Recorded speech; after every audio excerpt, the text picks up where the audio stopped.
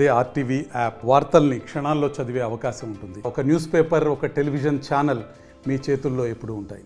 మీరు అండగా ఉండాలని, అదేవిధంగా రాబోయే రోజుల్లో నేను కూడా గాయపడినటువంటి తెలుగుదేశం పార్టీ అల్లరి మోకలు చేసినటువంటి దాడుల్లో ఇబ్బంది పడినటువంటి ప్రతి కుటుంబానికి దగ్గరికి నేను వస్తాను, వాళ్ళకి అండగా ఉంటానని చెప్పి జగన్మోహన్ రెడ్డి గారు చెప్పారు. అదేవిధంగా మొన్న జరిగినటువంటి ఎన్నికల్లో ఇంత మంచి చేసి ఇన్ని రకాలైనటువంటి సంక్షేమ కార్యక్రమాలు అందించి మనం ఓడిపోయాము. ఇది ఒక మిరాకిల్గా ఉంది. దేశవ్యాప్తంగా కూడా మన దగ్గర ఆధారాలు లేవు, అయినప్పటికీ దేశవ్యాప్తంగా మరి శకుని మామ ఎలా అయితే పాచికలు ఎలా కావాలంటే అలా వేస్తాడో అలా తెలుగుదేశం పార్టీ, జనసేన, బీజేపీ కావాల్సినట్టు అక్కడ పాచికలు పండి అని చెప్పి మా పార్టీ కానీ, జగన్మోహన్ రెడ్డి గారిది కానీ, మాది కానీ అభిప్రాయం. అదేవిధంగా రేపు రాబోయే రోజుల్లో ఈ 6 నెలలు కూడా కొంత టైం ఇచ్చి చూద్దాము. ఆ తర్వాత చంద్రబాబు నాయుడు చెప్పినటువంటి దొంగ హామీలని ఎట్టి పరిస్థితుల్లోనూ నెరవేర్చలేడు. ఎందుకంటే ఇవాళ చూసాం సూపర్ 6 అని పెట్టాడు. ఆ సూపర్ 6లో 18 సంవత్సరాలు దాటినటువంటి ప్రతి మహిళకి 1500 పెన్షన్ ఇస్తా అన్నాడు. రేపు 1వ తారీఖు ఇస్తున్నాడా? దాని గురించి మాట్లాడట్లా. 3 గ్యాస్ సిలిండర్లు ఇస్తా అని చెప్పాడు, దాని గురించి మాట్లాడట్లా. బస్సుల గురించి మాట్లాడట్లా.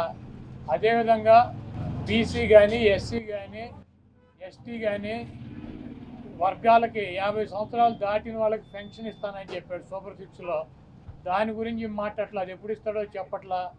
అదేవిధంగా ఇంకోటి 20 లక్షల మందికి నిరుద్యోగులకి ఉద్యోగాలు ఇప్పిస్తాను, ఉద్యోగాలు కనుక ఇప్పించలేకపోతే ఈ లోపు 3000 రూపాయలు నిరుద్యోగ వృత్తి కూడా ఇస్తానని చెప్పి సూపర్ 6లో పెట్టాడు. మొన్న తెలంగాణలో హరీష్ రావు గారు మాట్లాడుతూ చెబుతున్నాడు, చంద్రబాబు నాయుడు గారు చెప్పిన వాగ్దానాన్ని ఏమీ చెప్పాడు. 1000 రూపాయలు ఈయన పెంచింది. ఇప్పుడు వచ్చి 3000 ఆల్రెడీ ఇచ్చేది జగన్మోహన్ రెడ్డి గారు 3000 ఇస్తా అంటే ఈయన వచ్చి 1000 ఇచ్చాడు. మీరు అక్కడ 2000 ఇస్తా అంటే రేవంత్ రెడ్డి 4000 చేయాలి కాబట్టి అక్కడ ఇబ్బంది పడుతూ ఉంటాడు. ఇంకా ఈయన సూపర్ 6 అని చెప్పి ప్రతి మహిళకి 1500 రూపాయలు ఇస్తాడు 18 సంవత్సరాలు దాటిన వాళ్ళకి. మరి ఆ వాగ్దానం ఎప్పుడు చేస్తాడు? రేపు 1వ తారీఖు ఇవ్వరా? కాబట్టి తెలుగుదేశం పార్టీ ఆయన ఇచ్చినటువంటి వాగ్దానాలను, చంద్రబాబు నాయుడు చేసినటువంటి వాగ్దానాలని పక్కదారి పట్టించడానికి ఊరికినే నిన్నేమో పోలవరం వెళ్ళి వచ్చాడు సోమవారం, మళ్ళీ గురువారం ఏమో అమరావతి వెళ్ళి వచ్చి అక్కడ ఎన్ని తిరిగి ఈయన కాలక్షేపం కబుర్లు, కాలక్షేపం మాటలు, ఊరికినే ఆయన వెళ్ళి అటు ఇటు తిరిగి రావటం తప్పించి ఎప్పుడు నువ్వు సూపర్ 6 అమలు చేస్తున్నావు స్పష్టంగా చెప్పాలని చెప్పి మేము డిమాండ్ చేస్తున్నాం. దేశం ఎవరిని టార్గెట్ చేసుకున్నప్పుడు నేను పోయినంత మాత్రాన నన్ను టార్గెట్ చేస్తే వైఎస్ఆర్ కాంగ్రెస్ పార్టీ ఏం ఆగదో, జగన్మోహన్ రెడ్డి గారు ఇంటికి కూడా వీళ్ళు ఏం పీకలేరు. నన్ను కాదు, జగన్మోహన్ రెడ్డి గారినే టార్గెట్ చేస్తారు. ఇక్కడ మీరున్న సెక్యూరిటీ అంతా తీసేసి, గన్మెన్లను తీసేసి, ఇంకా 15 రోజులు ఎలక్షన్ జరగలేదు, కమిటీ సిఫార్సులు రాలేదు, ఇక్కడ మొత్తం అంతా కూడా సెక్యూరిటీ తీసేశారు కదా. తీసేసి ఎల్లో మీడియా కెమెరాలు పట్టుకొచ్చి జగన్మోహన్ రెడ్డి గారి ఇంట్లోకి ఎట్టేళ్ళాలి, గోడదు గెట్టేళ్ళాలి, ఇవన్నీ కూడా వాళ్ళే చూపిస్తున్నారు. కాబట్టి ఇక్కడ టార్గెట్ ఎవడు దొరికితే ఆ టార్గెట్, ఇటువంటి వాటికి భయపడే ప్రసక్తి లేదు. ఎవడెవడికి టార్గెట్, ఎవడెవడి చేతులు ఏం రాసి ఉందో అవన్నీ పైన ఉన్నటువంటి భగవంతుడు నిర్ణయిస్తాడు. ఎవరి టార్గెట్లు ఎవరికి ఏమవుతుందో చూద్దాం రాబోయే రోజుల్లో. అదేవిధంగా ఋషికొండలో కట్టినటువంటి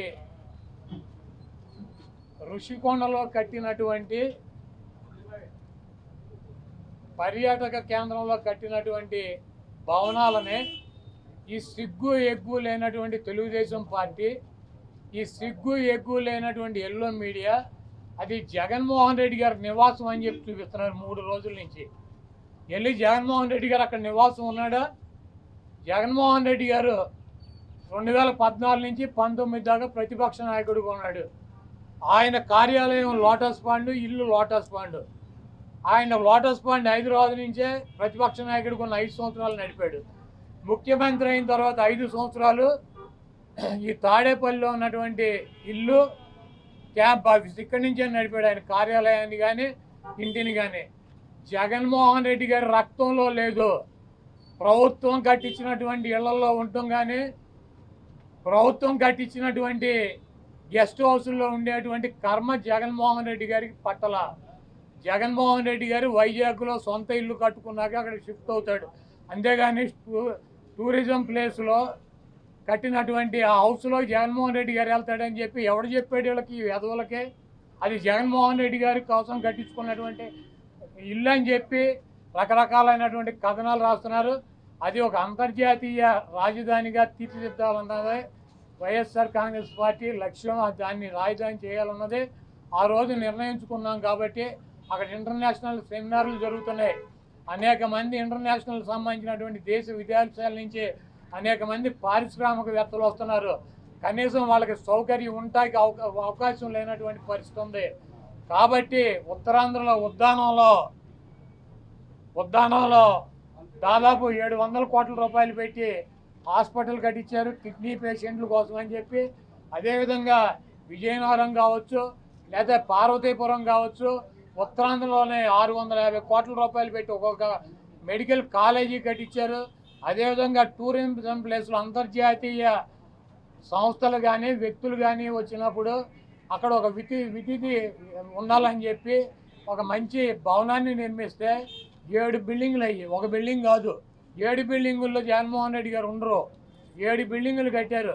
ఆ 7 బిల్డింగుల్లో 7 బ్లాకుల్ని చూపించేది జగన్మోహన్ రెడ్డి గారు 450 కోట్ల రూపాయలు పెట్టి ఇల్లు కట్టుకున్నారని చెప్పి ఈ దుర్మార్గమైనటువంటి ప్రచారం చేస్తున్నారు.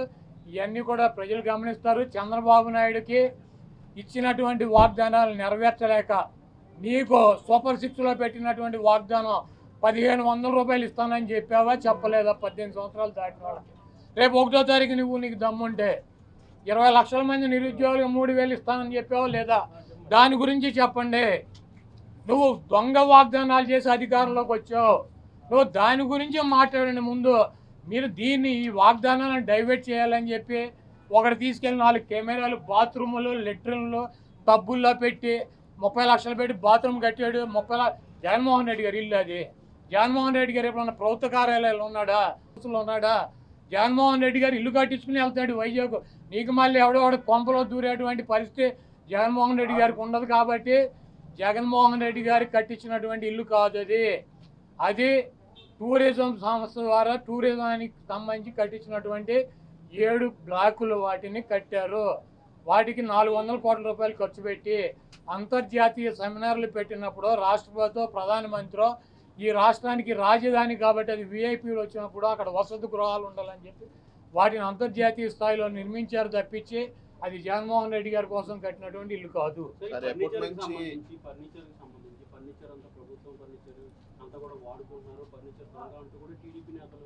ఇప్పుడు కోడేశ్వర ప్రసాద్ గారు అసెంబ్లీలో ఉండాల్సినటువంటి ఫర్నిచర్ని తీసుకువెళ్ళి ఎక్కడేసాడు? ఆయన బైక్ షోరూమ్లో వేసుకున్నాడు. అసెంబ్లీలో ఉండాల్సినటువంటి ఫర్నిచర్ బైక్ షోరూమ్లో వేసుకుంటే వాడిని దొంగ అంటారు.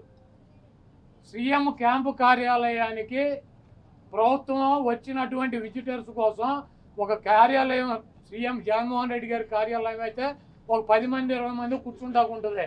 ఒక ముఖ్యమంత్రి కార్యాలయం కాబట్టి అక్కడ అదనపు వసతులు కావాలని చెప్పి ప్రభుత్వం కల్పిస్తుంది. ముష్టి పట్టుకుపోతే పట్టుకుపోండి, లేకపోతే డబ్బు విలువ చెప్తే కడతామని ఫస్ట్ రోజు చెప్పాం. దీని గురించి ఏమైనా రాద్దాం కావాలంటే పట్టుకుపోండి. ఒక్కలు ఫర్నిచరు ఎంత, ముష్టి ఫర్నిచర్ ఎంత ఉంటుంది? కావాలండి పట్టుకురండి. మేము షోరూమ్లో వేసుకున్నాం, తీసుకెళ్ళి మా సాక్షి ఆఫీసులో వేసామా? కాదు, మాకు క్యాంప్ ఆఫీసులో పెట్టినటువంటి ఫర్నిచర్ని తీసుకెళ్ళి సాక్షి ఆఫీసులో వేసుకున్నావా? దొంగ అంటే అసెంబ్లీలో ఉండాల్సినటువంటి ఫర్నిచర్ని తీసుకుని బైక్ షోరూమ్ నీ సొంత షోరూమ్లు వేసుకుంటే వాడిని దొంగ అంటారు. అంతేగాని క్యాంప్ ఆఫీసులో ఇచ్చినటువంటి ఫర్నిచర్ క్యాంప్ ఆఫీసులో ఉంటే దానికి కావాలంటే డబ్బు కడతాం, లేదంటే ఫర్నిచర్ తీసుకుపోమని చెప్పాం. దానికి దొంగ ఇవన్నీ పనికిరాని మాటలు. ఋషికొండ ఫర్నిచరు దాడులు, కొడాల నాని టార్గెట్, జగన్మోహన్ రెడ్డి టార్గెట్, ఇక్కడ పోలీసులు తీసాం. ఇవన్నీ సొల్లు పురాణం. మీ చేతనేం చేసుకోండి, నో ప్రాబ్లం. మీరు సూపర్ 6లో పెట్టినటువంటి వాగ్దానాలనే మీరు ఎప్పుడు అమలు చేస్తున్నారో చెప్పాలి. జగన్మోహన్ రెడ్డి గారు తరఫున మేము అడుగుతున్నాం. వైఎస్ఆర్ కాంగ్రెస్ పార్టీ తరఫున చంద్రబాబు నాయుడు చంద్రబాబు నాయుడు అమలు చేసే బాధ్యత నాదని చెప్పి పవన్ కళ్యాణ్ గారు కూడా చెప్పాడు. కాబట్టి ఇవన్నీ సొల్లు పురాణాలు వద్దు, మీరు చేతనేం చేసుకోండి, నో ప్రాబ్లం. మీరు ఎవరిని చంపేయాలో చంపేయండి, ఎవరిని కొట్టాలని ఉన్నారు కొట్టండి, ఏం చేయాలని ఉన్నారు చేసుకోండి. మీరు సూపర్ సిక్స్లో ఇచ్చినటువంటి వాగ్దానాలనే 1వ తారీఖు నుంచి 4000 పెన్షన్తో పాటు అమలు చేస్తున్నారా లేదా దీనికి స్పష్టంగా సమాధానం చెప్పండి. మరిన్ని వీడియోస్ కోసం ఛానల్ ని సబ్స్క్రైబ్ చేయండి, లేటెస్ట్ అప్డేట్స్ కోసం వాట్సాప్ ఛానల్ ని ఫాలో చేయండి అండ్ లింక్ డిస్క్రిప్షన్ లో ఉంది.